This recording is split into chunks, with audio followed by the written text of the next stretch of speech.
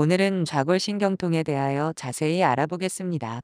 좌골은 의자나 바닥에 앉았을 때 바닥에 닿는 부위로 허리뼈 아래 엉치뼈 옆으로 날개 모양으로 붙어 있는 장골, 음부를 둘러싸는 치골과 함께 골반을 둘러싸는 골반뼈를 이룹니다. 좌골신경은 좌골 안쪽으로 제4 허리뼈부터 제3 엉치뼈에 걸쳐 척수에서 나오는 신경뿌리들이 모여서 만드는 말초신경으로 몸 전체에서 가장 길고 굵은 신경입니다. 좌골 안쪽을 지나서 다리로 내려가기에 좌골신경이라는 이름이 붙여졌습니다. 제2, 3, 4 허리뼈의 신경뿌리들이 모이는 널쩍다리 신경과 함께 다리의 가장 중요한 두 신경 중 하나입니다. 널쩍다리 신경은 널쩍다리의 앞쪽으로 내려와 안쪽 장단지에서 끝나는 신경이며, 널쩍다리 신경을 제외한 모두는 실질적으로 좌골신경이 지배한다고 할 수 있습니다. 좌골신경통은 의학 용어임에도 불구하고 일반인들 스스로 잘 알고 있다고 생각할 만큼 익숙하게 쓰이는 용어입니다. 좌골신경통은 요통과 서로 혼동되어 쓰이는 경우가 있지만, 요통은 허리에 국한되어 아픈 경우를 말하고, 좌골신경통은 허리나 엉덩이에서 시작하여 다리로 뻗치듯이 아픈 것을 말합니다. 좌골신경통을 우리말로 순화하여 궁둥신경통이라고도 합니다. 좌골신경통은 글자 그대로 좌골신경이 아프다라고 볼 수도 있겠지만, 정확하게는 좌골신경과 신경통이 합쳐진 용어라 할 수 있습니다. 그럼 신경통이란 무엇일까요? 외상으로 골절이나 타박상을 입거나 감기 몸살로 발열이 있을 때 생기는 통증은 정상적인 생리 반응으로 몸통증이라 합니다. 염증의 신호를 감각신경이 받아 통증을 느끼는 것입니다. 이와 달리 신경 자체의 병이 발생하여 신경에서 자발적으로 비정상적인 통증 신호를 지속적으로 발생하는 경우를 신경병증성 통증, 줄여서 신경통이라고 합니다. 신경통의 통증은 만성적으로 지속되며 상대적으로 몸통증에 비해 관리가 어려운 경우가 많습니다. 신경에 병이 생기는 원인은 매우 다양하지만, 좌골신경통의 경우엔 대부분 신경이 압박되어 발생하는 경우가 많습니다. 좌골신경통을 이야기할 때 주의할 점으로 단순 요통과는 분명 구분되어야 합니다. 요통은 매우 흔해 전체 인구의 70% 이상이 일생 동안 한 번씩은 경험하는 것으로 알려져 있습니다.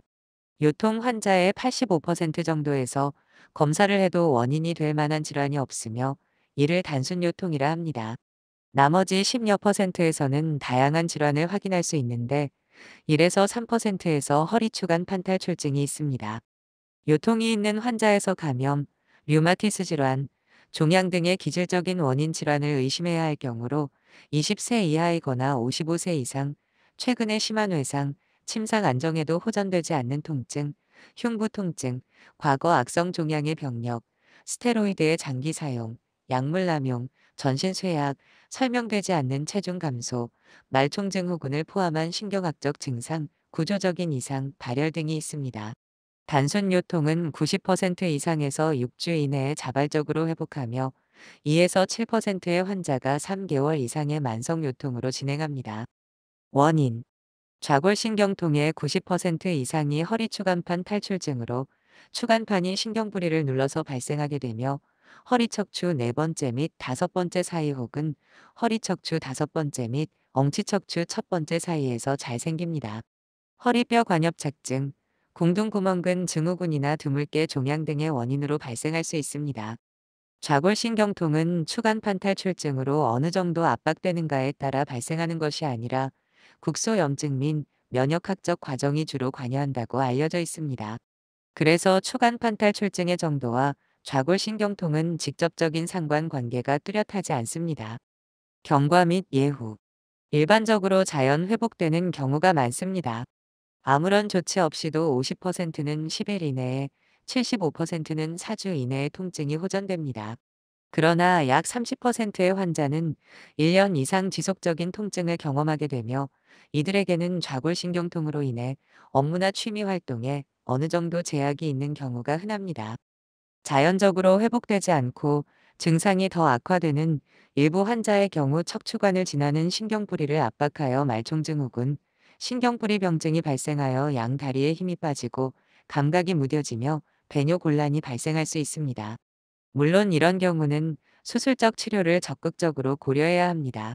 척추관 협착증 환자들은 오래 걷다 보면 다리에 통증과 힘 빠짐이 발생하고 쉬면 다시 회복되는 간헐적 파행 증상이 발생할 수 있습니다. 역학 및 통계.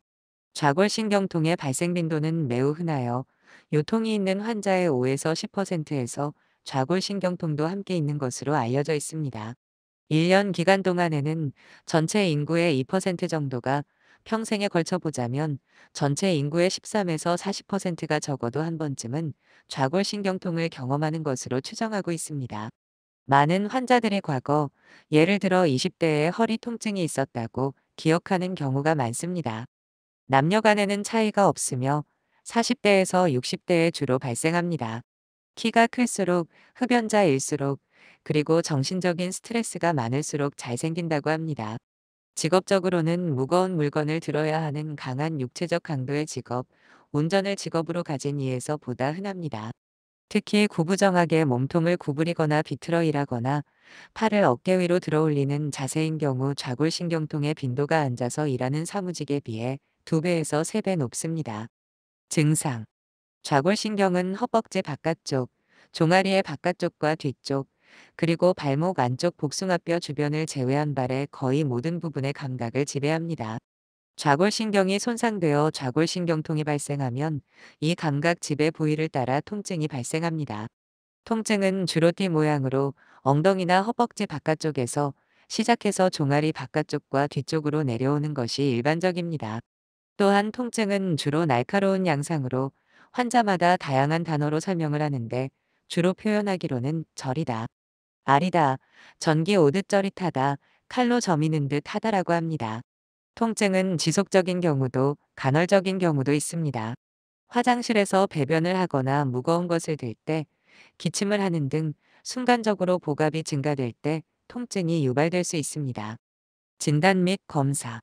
좌골신경통은 하나의 증상이지 최종적인 진단명은 아닙니다. 우선 증상이 좌골신경통에 합당한가를 판단합니다. 앞에서 설명한 양상의 다리로 뻗치는 통증인지 의사는 환자의 설명을 듣고 판단합니다. 요통이 동반된 경우도 많으며 일부에서는 통증이 있는 부위로 감각 기능이 저하되어 있을 수도 있습니다. 이학적 검사로는 뻗은 발 올림 검사, 하지직거상 검사가 대표적입니다. 침대에 바로 누운 채 아픈 다리를 뻗은 채 들어 올리다 보면 올린 각도가 30도에서 70도 사이에서 허벅지 및 종아리 뒤쪽으로 통증이 유발됩니다. 이때 뻗은 발올림 검사 양성으로 판단합니다. 이 검사는 많은 좌골신경통 환자에서 양성으로 나타나지만 특이도가 떨어지는, 즉 좌골신경통이 없는 단순 요통 환자에서도 양성으로 나타나는 경우가 많은 단점이 있습니다. 좌골신경통의 대부분의 원인은 허리추간 판탈출증입니다. 다른 신경학적 장애가 동반되지 않고 병력에서 감염이나 종양 등의 다른 원인이 특별히 의심되지 않는다면 X선 검사, 허리의 전산화단층 촬영, CT, 자기공명 영상, MRI 등의 더 이상의 검사 없이 보존적 치료를 하면서 경과를 볼 수 있습니다. 그러나 보존적 치료를 2개월에서 3개월간 한 뒤에도 통증이 지속되고 다리에 힘 빠짐 등의 다른 신경학적 장애가 동반된다면 수술적 치료를 고려해야 하며, 이때는 추간 판탈출증이 어느 부위에 어느 정도로 있는지, 신경뿌리와의 상관 위치는 어떻게 되는지 판단하기 위해 CT나 MRI를 시행하게 됩니다. 주의할 점으로 좌골신경통 환자에서도 영상에서 추간 판탈출증이 뚜렷하지 않은 경우가 많습니다. 또 이와는 반대로 좌골신경통의 증상이 전혀 없는 건강한 사람에서도 20에서 30%는 CT나 MRI에서 추간 판탈출증이 확인됩니다. 그러므로 추간 판탈출증 수술을 할 것인가, 한다면 어느 부위를 할 것인가를 판단하는 과정은 면밀한 임상적 소견의 분석을 필요로 합니다. 치료. 크게 비수술적 치료와 수술적 치료로 나눌 수 있습니다. 비수술적 치료로는 통증 자체를 경감시키기 위한 약제 복용, 경막의 스테로이드 주사 등의 약물 치료나 신경뿌리의 압박을 경감시키기 위한 침상 안정, 견인 치료, 코르셋 착용, 척추 수기 등이 있습니다. 침상 안정과는 반대로 운동 등의 적극적인 물리치료를 시도하기도 합니다. 주로 사용되는 약물로 비스테로이드성 소염진통제, 근육이완제뿐만 아니라 신경에 직접 작용하는 약물로 항경련제, 삼환계항우울제, 세로토닌, 노르아드레날린 재흡수 억제제, 마약성 진통제 등이 사용될 수 있습니다. 이런 다양하게 많은 비수술적 치료법들은 주로 소규모의 환자군을 대상으로 한 연구들이 대부분이며, 아직 좌골신경통 환자에서 대조군을 포함한 무작 위배적 맹검 임상시험으로 꾸준하게 위약군에 비해 치료 성적이 우월하다는 근거를 보여주지 못했습니다. 오랫동안 실제 진료 현장에서 많이 적용되는 경막의 스테로이드 주사는 단기적인 통증 완화에 효과가 있습니다. 수술적 치료는 탈출된 추간판 조각을 제거하거나 신경뿌리가 나오는 척수 사이 구멍의 협착을 없애 좌골신경통과 그와 연관된 신경학적 장애의 개선을 목적으로 합니다. 간과해서는 안 될 점으로 허리 통증의 완화를 1차 목적으로 하지는 않습니다. 배뇨곤란, 하지위약 등의 증상을 가지는 말총증 후군은 즉각적인 수술을 필요로 하며, 허리신경뿌리 병증, 요추신경근 병증의 소견, 즉 다리의 위약이나 감각 이상 등의 신경학적 이상, 좌골신경통이 비수술적 치료를 받고도 4에서 6주 이상 지속될 경우 수술적 치료를 고려할 수 있습니다. 수술법은 매우 다양하여 미세수술로 다양한 방법으로 신경을 압박하는 추간판만 제거하거나 전통적인 방법으로 척추 궁절제술, 척추유압술 등이 있습니다. 연구들에서 좌골신경통의 임상적 호전은 위약군에 비해 화학핵소체 용해술에서, 그리고 화학핵소체 용해술에 비해 수술적 치료군에서 보다 명백하였습니다. 그러므로 적어도 4주 이상 지속적인 보존적 치료로도 호전되지 않는 환자들을 대상으로 수술적 치료는 효과적인 적용될 수 있는 치료법입니다. 그러나 수술은 회복 기간의 단축 등의 단기적인 효과는 뚜렷하나 수년 이상의 경과를 보았을 때는 비수술적 치료를 받은 군과 비교해서 차이가 없었습니다. 현재 다양한 수술법이 제시되고 있는데, 아직 특정 수술법이 다른 것과 비교해서 우월한지 여부는 확인되지 않았습니다. 그러므로 평균 1에서 3%의 출혈, 감염, 경막 손상 등의 수술 합병증을 포함하여 수술로 가질 수 있는 이득과 위험성을 치료자인 의사와 상의, 판단하고 최종적으로는 환자 스스로의 선택에 따라 치료 방침을 정하는 것이 바람직합니다. 이상으로 좌골신경통에 대하여 자세히 알아보는 시간을 가졌습니다. 도움이 되셨기를 바라며 끝까지 시청해 주셔서 감사합니다.